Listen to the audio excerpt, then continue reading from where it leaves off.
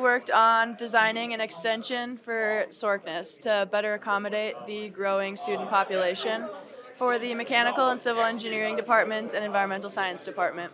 And so we designed a 2-story building with a added greenhouse space, a new environmental science lab, as well as a large classroom space on the second floor. So we started with a layout. We planned on doing a 2-story, like Maddie said, and we needed to figure out the beams, girders, and columns that were capable of supporting the loads, giving codes. And we kind of came with, this is our design we have. You can see the columns here and the girders, and that's all translating to these columns that go to the ground and distribute the load. We are working on a Aerostar landing leg system, so basically a stratospheric balloon that lands at 7 meters a second needs to absorb 2,500 joules of energy. We had to come up with a design which built off of last year's leg group. Our goals were to lighten up the leg to below 3 pounds per leg and have a low cost per flight so that it could be a reusable leg versus the sacrificial legs that they currently use on their balloons. So right now it's a piston-based system. We found a energy absorption cartridge, and that should be able to crush and take in a lot of our impact energy from the landing. We are going to be doing a drop test next week to continue physical testing. We're going to be dropping from 9 feet with 100 pounds to simulate a landing of 2 legs. This will get us a great idea of how the assembly holds up and how much the crush core actually dampens the load. And a key part of this design was making it cheaper than Aerostar's current solution, as well as making it more sustainable. So their current solution costs about $1,000 and is only a single use, while each of these legs costs $500, and you can use each one ideally for about 3 landings.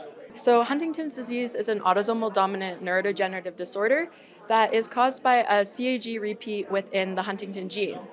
So within this disease, we see selective vulnerability within the striatal projection neurons, and I focused on how that is caused by increased CAG expansion within those types of cells. We were working with a company called Newman Science. One of the bottlenecks we identified in their manufacturing process was the sign trimming station. So when they put the reflective sheeting on their traffic signs, they leave an edge. So you can see this is a clean edge that's been cut, and this was before. And so this reflective sheeting needs to be trimmed off. And that's a slow, inefficient process. The way they're doing it currently is also very unsafe, just using razor blades. Current employees report cuts all the time when we interviewed them.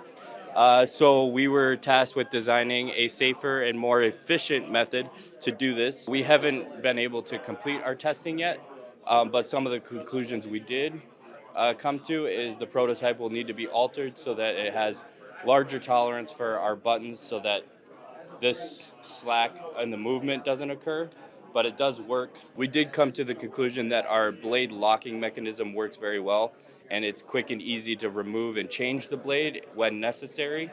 Although some of our tolerances on our prototype need to be altered so that it doesn't have slack in the movement and is more easily used. Essentially, metal organic frameworks are these new class of compounds coming out.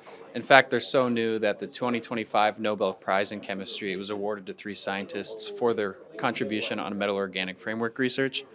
And basically what metal organic frameworks are these square-like, sponge-like compounds that have metal nodes binded together with organic linkers, and they can do a variety of different things. With these frameworks, they have these pore sizes that allow compounds to enter into the framework and kind of sit there. Like I said, it acts like a sponge.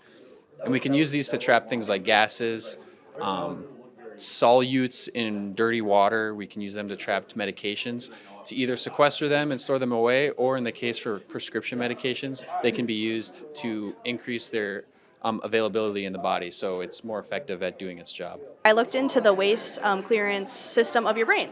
So in neurodegenerative disorders like Alzheimer's, Parkinson's, the system that clears your daily waste is impaired. And so what I wanted to look into was how we can activate a dysfunctional system to remove the waste implicated in these diseases. And what I found was that you can use auditory and visual stimulation to remove the dangerous proteins and activate this system. And there's actually a human trial for a device that's essentially headphones administering a specific sound, and it's really a positive outlook for patients. I was looking at high density sludge treatment plants and how that will treat the Berkeley pit contaminated water level. I also was doing the same water treatments, other than I used magnesium hydroxide for my water treatment.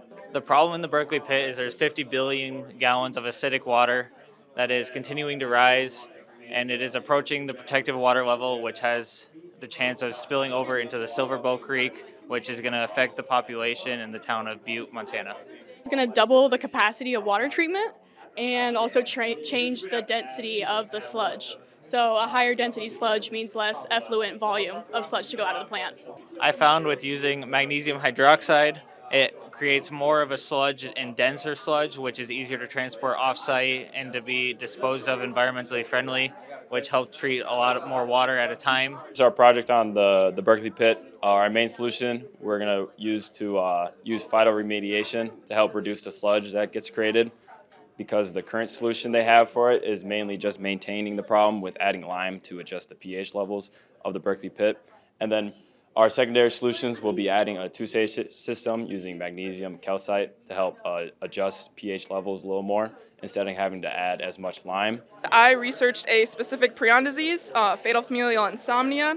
It is a prion disease, so that means that it's targeting proteins, and the misfolding of the proteins leads to cell death. Fatal familial insomnia, it's an insomnia disease, and the length of progression is around like 18 months, which then results in fatality. Some of the symptoms are vivid dreams, severe insomnia, panic attacks, hallucinations.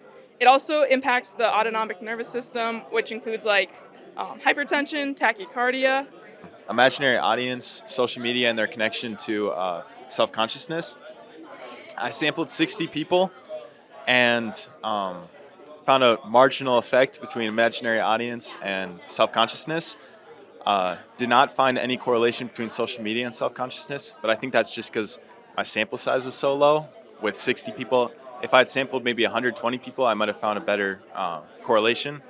My study was about stress and coping mechanisms, specifically how sets and those coping mechanisms interact to determine which group would be higher in stress levels. And my findings were that women who utilize emotion-focused coping are the most stressed group.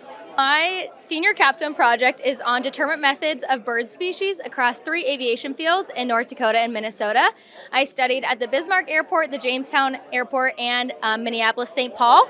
So my research just kind of does a comparison on how to avoid bird strikes. Our project was redesigning the Jamestown High School parking lot because they've had many issues a number of years. So we were given the task of doing all kinds of improved traffic flow, adding green space, and filling out ADA requirements so people have a better time driving and accessing the school. We figured out that, according to Darby Heinert, our sponsor, he wanted better traffic flow for both buses and vehicles and pedestrian safety from the high school to the James Valley Career and Tech Center. So we added a parking lot to go through the parking lot, including green space to act as barriers for pedestrians and to enhance the physical appearance of the school. My research project is on gratitude and mindfulness and its effects on depression. So I measured different levels of how we think, how we view our lives, and how we react to issues, and how that impacts our depression levels. I did my project on positive and negative affection and short form video usage. Basically, my hypothesis was that more positive content that you watch on short form video, the less time you are likely to be watching short form video compared to more negatively effective content, which effect is basically just the mood of the content. I didn't actually find a huge correlation between the two. It was kind of all over the place, but that does kind of beg an interesting question about how accurate our perceptions of what our short-form video content is. I did the psychological impact of sports-related injury on athletic identity and satisfaction with life.